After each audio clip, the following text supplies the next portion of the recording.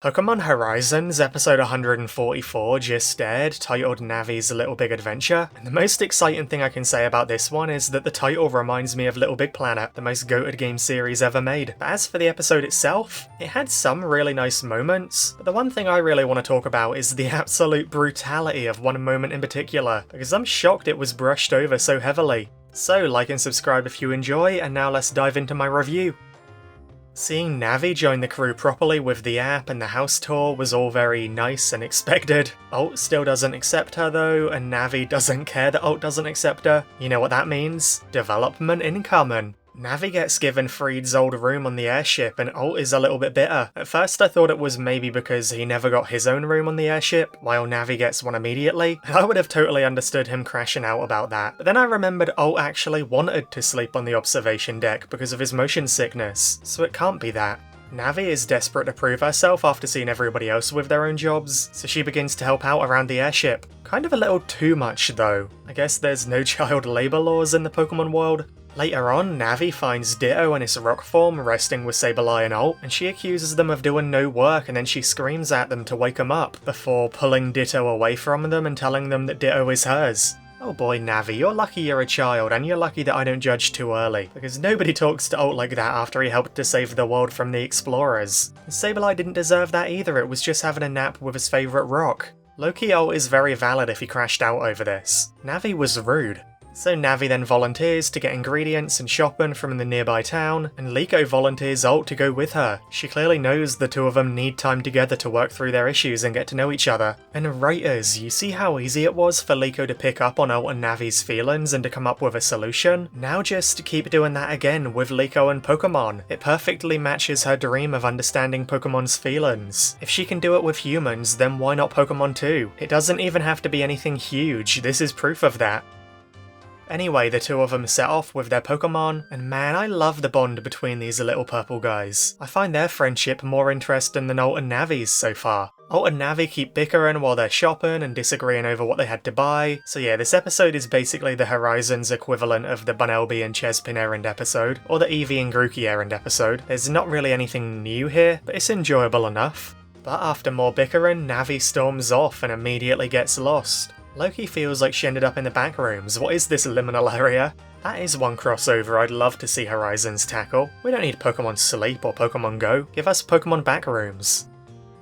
Anyway, Navi starts panicking, she doesn't know where she is, and she left her phone on the airship so she can't call for help. And I've got to say, the writers absolutely nailed what it feels like to get lost as a kid. I remember that fear so vividly. And now as an adult seeing a child like Navi going through that, it actually makes me uncomfortable. The writers really evoked it accurately. Meanwhile, Alt is trying to find Navi and he searches all day long, dude. He's genuinely beginning to worry about her. He feels like her senior and he begins panicking about what if something really happened to her, and he feels guilty because he should have kept a better eye on her. Dude, it's really sweet to see this side of Alt's character. He is a good person deep down, even if he has a spiky exterior. But then he hears Navi scream in the distance, and his big brother instincts kick in so strong that he drops all of the shopping bags and dashes towards the scream. No, not the shopping, man!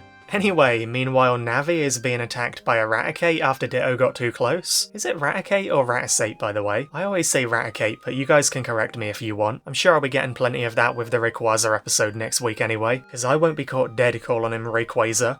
But yeah, Navi is running for her life, screaming for help, but just as Raticate attacks, Alt swoops in on Dragonite to save her. What a legend! But bruh, then Navi turns around and says, I never asked for you to save me. Are we serious right now?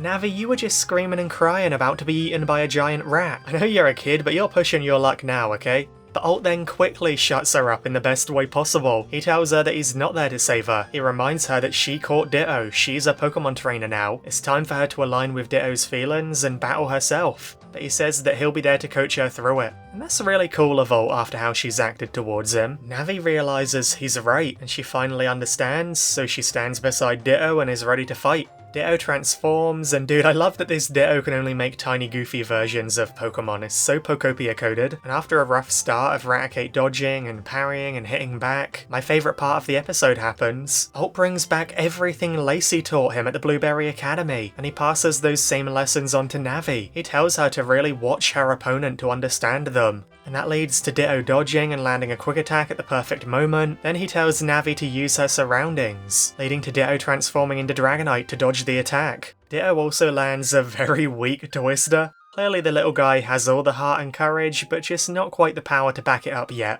They can work on that though. Navi begins panicking, but Alt reminds her that Ditto needs her. She can't give up, and this makes Navi lock in. So as Raticate is about to bite hard and finish the battle, Navi comes up with the most genius play of all time to transform Ditto into its rock form. So then when Raticate bites it full force, all of its teeth slowly crack and then shatter to pieces. Oh my god, dude! Jeez. Alt's reaction says it all. That is absolutely brutal. So brutal that I can't believe the anime just did it like it's nothing. I can't even imagine the pain. I'm holding my hand in front of my teeth right now, I feel it, you know? Poor Raticate, he runs away in agony. And then Navi starts celebrating like it's nothing, bruh. Like she didn't just permanently scar and injure and traumatize an innocent Pokemon. Okay, so before I crash out anymore, I just saw Raticate's Pokedex entry about how his teeth constantly grow and that it has to gnaw them down. So I'm sure Raticate will be fine in the long run. His teeth will probably return to normal eventually. But ouch man, that Raticate is going to be in so much agony every time it eats for a long time. Even just a bit of wind or air blowing on his teeth, imagine the sensitivity. Take it from someone who's literally broken one of his front teeth as a kid. It is agonizing. And now multiply that by 100 because Raticate's tooth is so much bigger. Even if his teeth grow back, that's still absolutely brutal. And I'm surprised by how casually it was portrayed in the anime, how it was celebrated as a victory for our heroes. I just can't imagine Liko or Ash being okay with that, you know? That goes beyond Pokemon battling.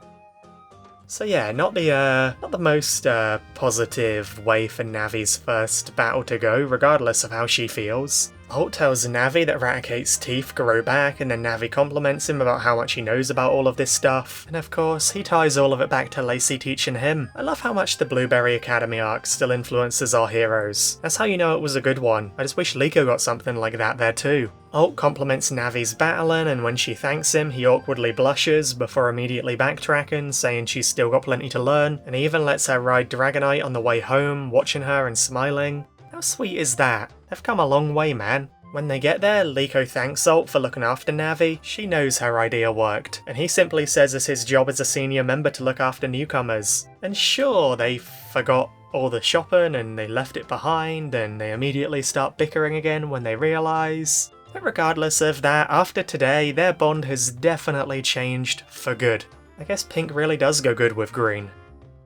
So overall, the bond between Navi and Alt was definitely the highlight of the episode. I did find Navi quite obnoxious and rude towards Alt at times, but there was a reason for it, you know? She's a young child in a new environment, she's desperate to prove herself, and all of that made the moment where she finally began to appreciate and admire Alt so much more impactful. I'm so proud of Alt for following in Lacey's footsteps and teaching Navi everything he's learned. Honestly, Alt continues to be the best handled character in Horizons since the time skip. He's been consistently written, given loads of spotlight, has some great battles, and every part of his story and development has landed for me. And even after all of that, there's still so much the writers can do with him, like stuff with his father, stuff with the Rayquaza. That's how you know you've got a great character. Does it suck that it's not Liko or Roy or Dot getting that level of care post-time skip? Oh, absolutely it does. But at least someone's getting it, you know? Like I said before, Liko understanding Alt and Navi's feelings and pairing them together to make them bond, it felt completely right for her character. I just need the writers to do that with Liko and Pokemon too, so she feels like she's building towards her dream. This episode proved that even when Liko isn't the main character or in the main spotlight of the episode, she can still be included in effective ways. I guess my main criticism of the episode is that this was just another kind of slow, low-stakes, repetitive one. I still enjoyed watching it, but when the entire Wonder Voyage arc has been like this and we're waiting 2 weeks between episodes, it's just hard to stay invested and excited, you know? This kind of episode works brilliantly as a breather between bigger, major episodes. But right now, Wonder Voyage is just breather after breather after breather and nothing else. I really hope Horizons finds a bigger direction or like an overarching goal to build towards soon. Otherwise, this arc is going to remain pretty underwhelming, sadly. So let me know your thoughts on the episode below, and be sure to like and subscribe if you enjoyed. Thank you so much to all of my channel members on screen right now, including Toten, Not Mini, Hope, Jackson, Jay, Shiny. You guys are legends, I really appreciate you. And on that note, thank you all so much for watching, and best wishes until we meet again.